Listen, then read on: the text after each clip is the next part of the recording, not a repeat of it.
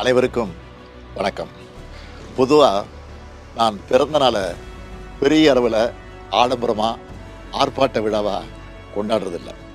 ஆனால் கழக உடன்பிறப்புகள் மக்களுக்கான நலத்திட்ட உதவிகள் வழங்குறது, கழக அரசோட சாதனைகளை, கழக கொள்கைகளை எடுத்து சொல்கிற பொதுக்கூட்டங்கள் நடத்துறதுன்னு செயல்படுவாங்க.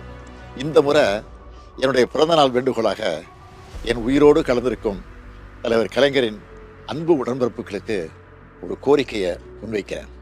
இன்னைக்கு தமிழ்நாடு தன்னுடைய உயிர் பிரச்சனையான மொழி போரையும் தன்னுடைய உரிமை பிரச்சனையான தொகுதி மறுசீரமைப்பையும் எதிர்கொண்டிருக்கு.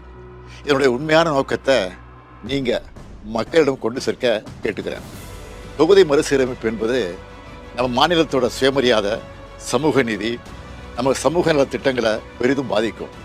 இதை நீங்கள் மக்களிடம் கொண்டு செல்ல வேண்டும். ஒவ்வொருவரும் மாநிலம் காக்க எழுந்து நிற்க வேண்டும்.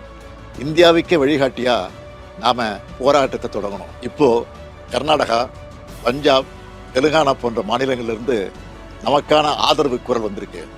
இதை பார்த்த ஒன்றிய அரசு இந்திய திரைக்கலன்னு சொல்லிக்கிட்டே அதுக்கான எல்லா முன்னெடுப்புகளையும் எடுத்துக்கிட்டு இருக்காங்க.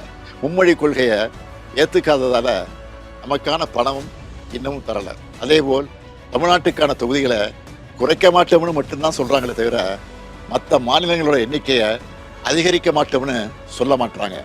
நாம் கேட்குறது, மக்கள் தொகை அடிப்படையில் தொகுதிகளை பிரிக்காதீங்க. நாட்டோட வளர்ச்சிக்காக மக்கள் தொகையை கட்டுப்படுத்தின தென் மாநிலங்களை கண்டிக்காதீங்க.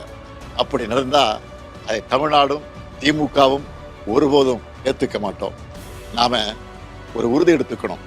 தமிழ்நாட்டின் நலனையும் எதிர்காலத்தையும் யாருக்காகவும் எதற்காகவும் விட்டுத்தர மாட்டோம். தமிழ்நாட்டுக்காக ஒன்றுபட்டு போராடுவோம். தமிழ்நாடு போராடும்.